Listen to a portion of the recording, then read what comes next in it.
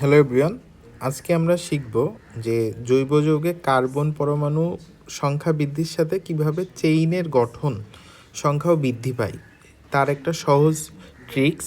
তো চেইন কতগুলো হবে এইটার জন্য আমরা একটা ট্রিক্স ব্যবহার করব 2n-4 প্লাস 1। এবং আমাদের সর্বনিম্ন একটা কথা মনে রাখতে হবে, কোনো জায়গায় যদি আমরা চেইন বিন্যাস করতে চাই তাহলে সেখানে সর্বনিম্ন 4টা কার্বন থাকা অবশ্যই মাস্ট। ঠিক আছে, 4টা থেকে শুরু হবে। হ্যাঁ, তো আমাদের বইতে সাধারণত 4টা থেকে 10টা দেওয়া আছে এবং যে কোনো পরীক্ষাতে যখন আসবে এই 4টাই তোমার এই 4 থেকে 10টার ভিতরে আসবে। তো আমরা যে রুলসটা দিব এইটা হচ্ছে 4 থেকে 9-এর কম যেগুলো আছে সেইগুলোর ক্ষেত্রে। অর্থাৎ আমাদের এখানে দেখো 4, 5, 6, 7 এইগুলোর জন্য যেগুলো যদি আসে তাহলে আমরা কিভাবে করব। তো চেইন বিন্যাসের সংখ্যা নির্ণয়ের সূত্র হচ্ছে 2n-4 প্লাস 1। এন কি? এন হচ্ছে কতগুলো কার্বন।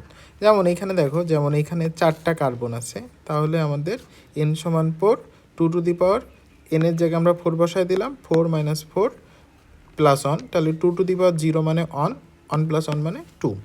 আবার যদি এন এর মান যদি আমরা 5 বসাই তাহলে আমরা 5 - 4, তাহলে 2 মানে 2, 2 প্লাস 1 = 3। দেখো এখানে 4-এর ক্ষেত্রে চেইন বিন্যাস কয়টা? 2টা।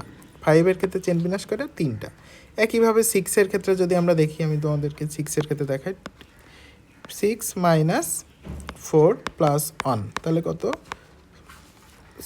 2 6, তাহলে 2 এর স্কোয়ার মানে 2-এর স্কোয়ার প্লাস 1, তার মানে 4 প্লাস 1 মানে হচ্ছে 5। তাহলে দেখো 6টার ক্ষেত্রে 5টা।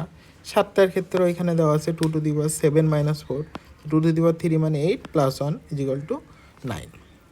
তাহলে এই যে আমার হচ্ছে 9টা বিন্যাস। এবং 10টার ক্ষেত্রে একটু মুখস্থ রাখতে হবে এই সংখ্যাটা কত?